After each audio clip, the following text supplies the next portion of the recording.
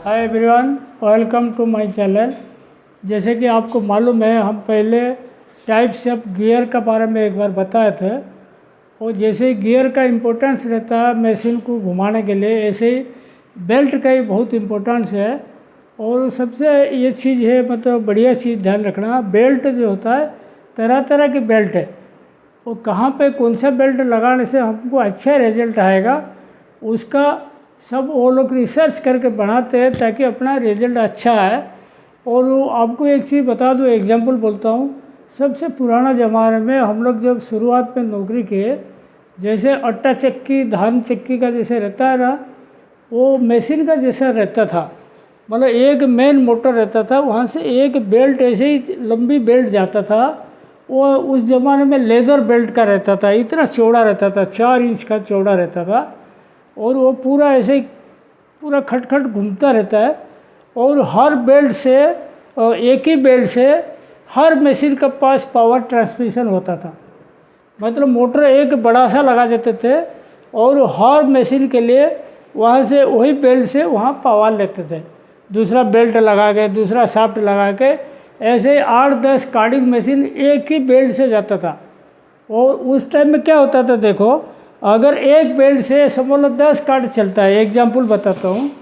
समझ लो ये belt cut गया, मेन बेल्ट जो यहाँ जो मेन मोटर से जो बेल्ट लंबी बेल्ट चलता है वो कट गया तो 10 कार्ड बंद हो जाएगा एक साथ। तो इसीलिए इंजीनियर लोग सोच के बोले नहीं, ये सिस्टम अच्छा नहीं है। और लेदर बेल्ट में और एक कमी था, वो बार बार लूज हो जाएगा। लूज होता था तो एक आता था बेल्ट फास्टनर। जैसे ये समझ लो एक लेदर बेल्ट ऐसे रहा, एक रहा लेदर बेल्ट ऐसा, तो इसमें ऐसे क्लैंप जैसा रहता था। वो बेल्ट फास्टनर का एक मशीन आता था, एक क्लैंप जैसा रहता था ना। इसको क्या करते थे, वो दोनों बेल्ट ऐसे लगाते थे और फास्टनर बीच में लगा देते थे, दोनों साइड में छेद करके अपना प्रेस कर देता था और वो जॉइंट हो जाता था। तो समझ लो बेल्ट, लेदर बेल्ट ज़्यादा टेंडेंसी रहता था, वो क्या हो जाएगा, मतलब लूज हो जाएगा। लूज होने से क्या होता है, कार्डिंग का स्पीड बराबर नहीं आता था, जाम होता था, प्रोडक्शन नहीं आता था, स्पीड कम हो जाता था। तो वो सब अवॉइड करने के लिए उसके बाद निकाले कैनवास बेल्ट। लेदर बेल्ट के बाद कैनवास बेल्ट। तो कैनवास बेल्ट क्या होता है, वो लेदर बेल्ट से थोड़ा और ये कड़क रहता है, इतना जल्दी लूज नहीं होता। और उसका भी जुड़ना चालू किए फास्टनर से, कैनवास बेल्ट भी फास्टनर से जुड़ते थे। तो उसके बाद देखो, उसके बाद आया एंडलेस बेल्ट। एंडलेस बेल्ट मतलब सिंथेटिक का बेल्ट है, बहुत सॉलिड रहता है, सालों साल चलता है। कोई मशीन अगर प्रॉब्लम ना हो, मशीन जाम ना हो, तो बेल्ट जल्दी ख़राब नहीं होता था और बहुत दिन चलता है। वो मेंटेनेंस वाला इसको चेक भी करते थे, कोई बेल्ट कहीं घिस तो नहीं रहा है, कहीं वेयर एंड टियर तो नहीं हो रहा है। तो वो एंडलेस बेल्ट जो आता है वो हर जगह लगता है, कार्डिंग में लगता है, ड्राइंग में लगता है, सिंपलेस में लगता है, हर जगह एंडलेस बेल्ट लगता है, वो बढ़िया रहता है। उसके बाद देखो टाइमिंग बेल्ट। टाइमिंग बेल्ट जो होता है, ये सब फ्लैट टाइप का बेल्ट हो गया, फ्लैट टाइप का, ठीक है। वो एक टाइमिंग बेल्ट क्या होता है, देखो आपको बता दूं। जैसे एक बेल्ट है, ये बेल्ट है, उसका अंदर क्या होता है, उस पर टीथ जैसा रहता है, देखो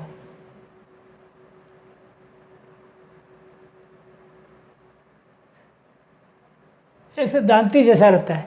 और टाइमिंग बेल्ट में क्या होता है, देखो उसमें स्लिपेज नहीं होता, सबसे बड़ी चीज़। क्योंकि ये जो दांती रहा, और टाइमिंग पुली जो होता है, पुली में भी दांती रहता है, ग्रुप रहता है। तो ये ग्रुप से ग्रुप मैच होकर जब चलता है तो ये बिल्कुल ट्रिप नहीं होता, मतलब स्लिप नहीं होता। जैसे समझ लो डफर का टाइमिंग बेल्ट लगता है, और ड्राइविंग में जो ड्राफ्ट चेंज गियर का टाइमिंग बेल्ट लगता है, कई जगह लगता है टाइमिंग बेल्ट। तो टाइमिंग बेल्ट में एक एक्यूरेसी ये होता है, लेकिन इसमें भी एक डीमेरिट बताता हूँ। जैसे लेदर बेल्ट का बताया, इसका जो खड्डा है ना, जो जिसमें टाइमिंग पुली में लग के चलता है, वो खड्डा कभी कचरा में भर जाता है। कचरा में भरने से क्या होता है, वो बेल्ट बराबर घुमाता नहीं, कचरा बीच में आ जाता है, झटका मार के चलता है। वो झटका मार के चलता है तो फिर क्वालिटी का फ़र्क हो जाता है, मतलब ख़राब हो जाता है। तो ये बेल्ट बढ़िया है, लेकिन इसको रेगुलर बेसिस में आपको सफाई करनी पड़ेगी। और टाइमिंग बेल्ट जो होता है, कोई कोई एक साइड में दांत रहता है, कोई कोई दोनों साइड में लगता है। जैसे समझ लो कार्डिंग का डफर बेल्ट होता है तो उसमें दोनों साइड में दांती है। वो पूरे डफर से लेके क्रश रोल को पूरा घुमाता है, वो ऊपर भी दांती रहता है, नीचे भी दांती रहता है, डबल साइड का टाइमिंग बेल्ट रहता है। ठीक है। उसके बाद देखो कर्टन रोप। कर्टन रोप का कहाँ काम आता है?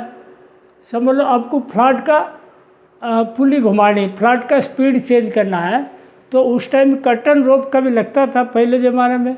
बाद में नायलन रोप आया, फिर अभी एंडलेस बेल्ट आया।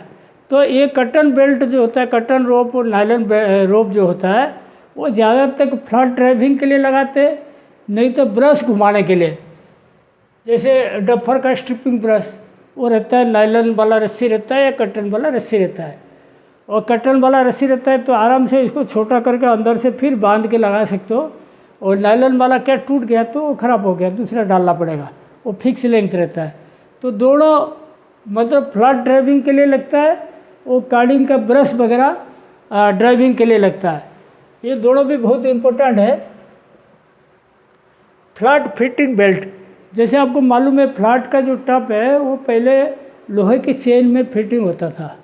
फ्लैट का जो टॉप होता है लोहे की चेन में फिटिंग होता था, लेकिन आजकल का जो रीटर मशीन आ गया, ट्रेजलर मशीन आ गया, वो लोहे का चेन का कहानी समाप्त कर दिए। वो लोग क्या किए, एंडलेस बेल्ट दे दिए, उसमें ग्रुप वाला हो गया, दंती वाला जैसा हो गया, उसे फ्लैट टॉप बढ़िया से वो सेट कर देते हैं। तो बहुत ईजी रहता है। जैसे वो बेल्ट वाला रहेगा ना जो फिटिंग करने के लिए, फ्लैट का बहुत कम टाइम में फिटिंग हो जाता है, बहुत अच्छा रहता है। तो आजकल का ये अच्छा कंपनी ये फॉलो कर रहे हैं फ्लैट फिटिंग बेल्ट। उसके बाद देखो V group belt. V group मेन जो बेल्ट होता है ज़्यादा इम्पोर्टेंट तो रहता है वी बेल्ट में अपना मोटर से मशीन पुली तक का ज़्यादा रहता है। और बाकी हर जगह वी बेल्ट का ज़्यादा इस्तेमाल होता है। और वो जैसे कंडेंसर के ऊपर वहाँ वी बेल्ट लगता है, मेन मोटर से मशीन तक तो बढ़िया से वी बेल्ट लगता है। वो खाली जो फ्लैट बेल्ट जो पता है ना, endless belt, canvas belt, leather belt, ये मोटर टू सिलेंडर कार्डिंग में जैसे वहाँ लगता है।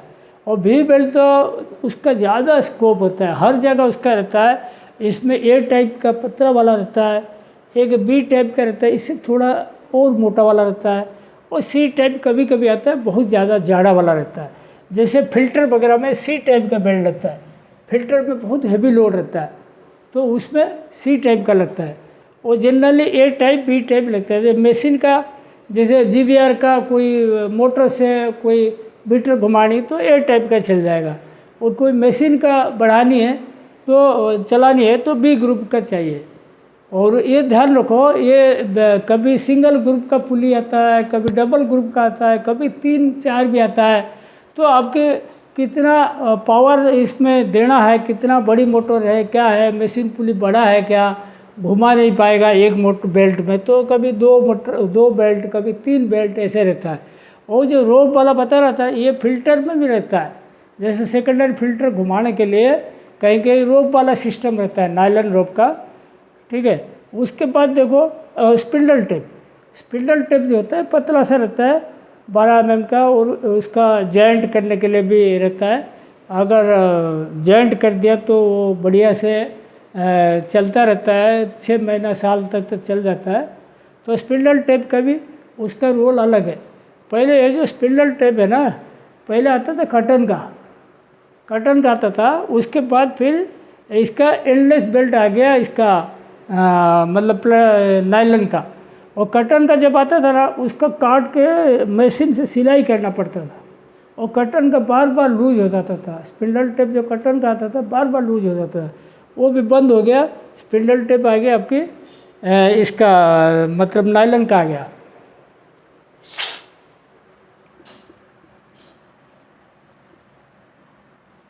कटन स्पिंडल टेप लगभग बंद हो गया। ठीक है।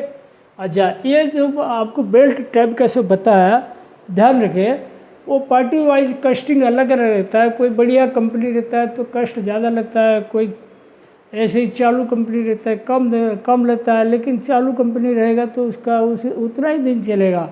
जैसे आप स्टैंडर्ड कंपनी का लोगे तो आपके कोई क्वालिटी में कंप्रोमाइज़ नहीं होगा, बढ़िया क्वालिटी का बेल्ट रहता है, ज़्यादा दिन चलता है, स्लिपेज नहीं होता और टूटता नहीं, ये सब रहता है। और देखो ऑब्जेक्टिव्स क्या होता है, अपना बेल्ट का जो इतना सारी कहानी बता रहे हैं उसका ऑब्जेक्टिव देखो, to avoid slippage in machine. Machine का अंदर जो स्लिपेज है, जैसे बार बार मशीन स्लो हो जाता है, बेल्ट लंबा हो गया, स्लिप हो गया तो मशीन फिर प्रॉब्लम देता है। स्लिपेज नहीं होनी चाहिए। To achieve maximum speed level पे पूरा मैक्सिमम लेवल तक आना चाहिए, स्पीड कम नहीं होनी चाहिए बीच में। उसके बाद देखो समझ लो स्पिंडल टेप लूज हो गया, स्पीड कम आया तो आपकी लो टिप पे धागा बन जाएगा। सब बहुत दिक्कत जाता है अगर स्पीड कम हो जाता है।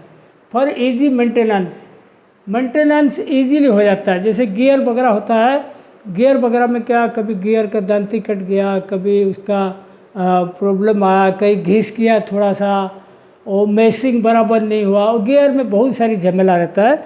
लेकिन ये जो बेल्ट सिस्टम रहेगा वो मेंटेनेंस इजी होने के लिए रखा गया। और टू अवॉइड डाउन टाइम, समझो बेल्ट कट गया आप तुरंत बेल्ट चेंज करो, चालू करो। अगर उस केस में अगर आपकी मैकेनिकल सिस्टम है, गियरिंग सिस्टम है, और गियर टूट गया तो गियर निकालो, फिर इसको चेंज करो, मैचिंग करो, और लंबा टाइम लगता है। इसमें बेल्ट सिस्टम में शॉर्टकट टाइम में हो जाता है। Proper type of belt selection, समझ लो आपकी एक मतलब GBR में आपने बीटर ड्राइविंग रखा या बीटर से कोई इबनर रोलर रखा, वहाँ पे क्या होता है देखो, वहाँ एंडलेस बेल्ट लगता है लेकिन फिक्स लेंथ का रहता है। वो लेंथ आप कम ज़्यादा नहीं ले सकते, उतना ही नंबर का ही मंगाना है जितना mm का वो स्टैंडर्ड है। उसमें कोई एडजस्टिंग पॉइंट नहीं, कहीं कहीं एंडलेस बेल्ट रहता है, एडजस्टिंग पॉइंट है। जैसे कार्डिंग में आप मेन मोटर का बेल्ट लगाओगे उसमें एडजस्ट कर सकते हो, मोटर आगे पीछे कर सकते हो। कहीं कहीं एडजस्टिंग सिस्टम है, कहीं कहीं है नहीं। एडजस्टिंग सिस्टम में कोई बेल्ट थोड़ा छोटा बड़ा आ गया फिर भी चल जाएगा, लेकिन जहाँ पे एडजस्टिंग सिस्टम नहीं वहाँ पे आपको बेल्ट का बड़ा झमेला रहता है। मतलब प्रॉपर लेंथ मंगानी पड़ेगी, प्रॉपर लेंथ नहीं मंगाओगे तो आपका काम नहीं आएगा।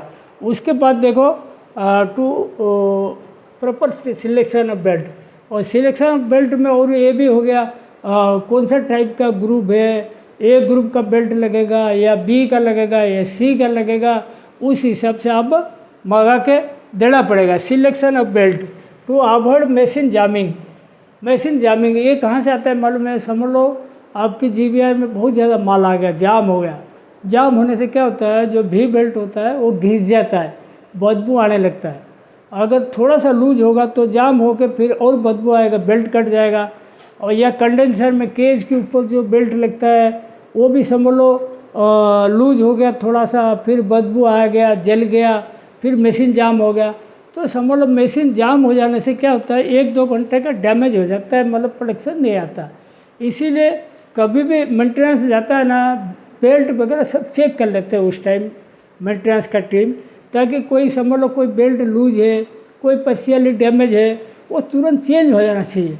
ऐसा नहीं कि समझ लो आपने ब्लो रूम में चला रहे हो, बेल्ट गलत चल रहा है, पार्शियली मतलब छिल गया, वर्न आउट हो गया या लूज है, आप चालू रहने दिया और समझ लो वही मशीन रात को ब्रेकडाउन हुआ, आपकी 2-4 घंटा खा जाएगा।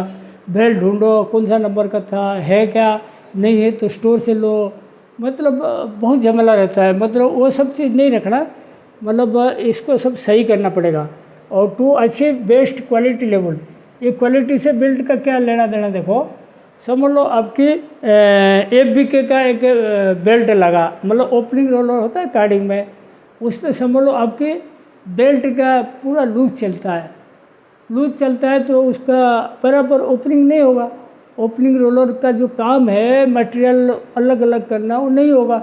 और ओपनिंग नहीं होगा तो क्या होगा, आपके बराबर इसका मतलब पैरेलाइजेशन नहीं होगा, मटेरियल फीड में जो जाएगा और बाद में फिर नेप्स वगैरह बढ़ जाएगा या थिन बढ़ जाएगा।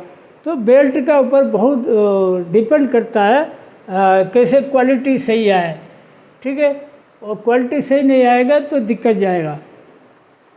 To avoid belt damage, belt damage कैसे होता है समझ लो।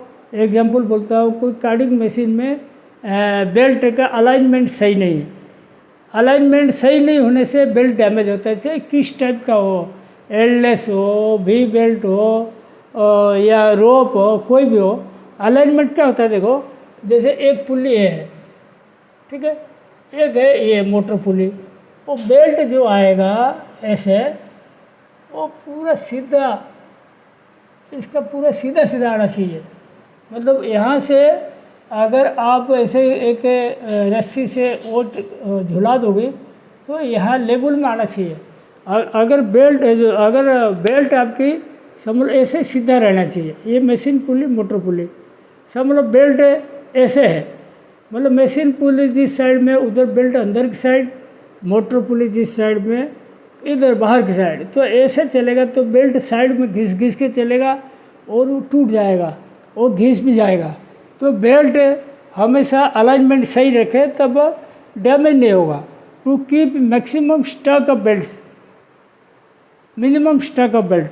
समझ आप स्टडी करना है कोई मशीन में, जैसे कोई बेल्ट बार बार कटता है और जो इमरजेंसी बेल्ट एक दो पीस सबका रखना है, नहीं रखोगी तो आपका मशीन कभी भी धोखा दे देगा और वो मशीन बन जाएगा। तो मिनिमम स्टॉक जो होता है सबका एक दो पीस रखने का। समझ लो आपकी 10 कार्ड चल रहा है तो मेन मोटर बेल्ट होता है एललेस बेल्ट रिकॉर्डिंग का, उसका 2-3 पीस तो आपको रखनी पड़ेगी मिनिमम जो बोल रहा हूँ। और नहीं रखोगी तो कभी बेल्ट कट गया तो बन जाएगा। और बेल्ट का देखो, belt width, length and thickness more important, सबसे इम्पोर्टेंट है बेल्ट का कितना लेंथ का है, कितना विड्थ का है, कितना चौड़ा का है, वो कितना मोटाई, कितना थिकनेस का है। अगर वो प्रॉपरली सिलेक्शन नहीं करोगे बेल्ट आपका बहुत ख़राब होता रहेगा और कभी सही नहीं हो पाएगा।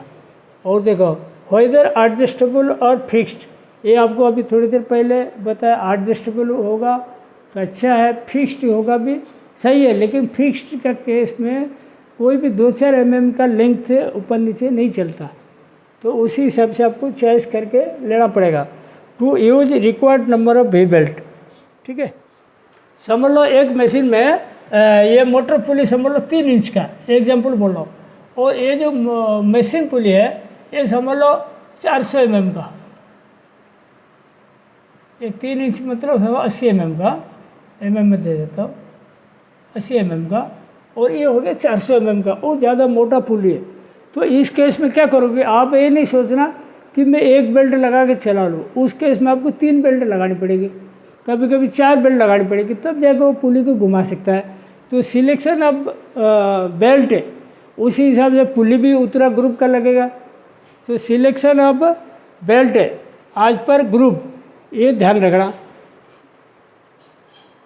टू यूज बेल्ट आज पर ग्रुप से बताया आपको कितना ग्रुप का हिसाब से आपको बेल्ट यूज़ करना है, और कितना बेल्ट यूज़ करना है वो भी आपको डिसाइड करनी किस प्रकार का मशीन है क्या है।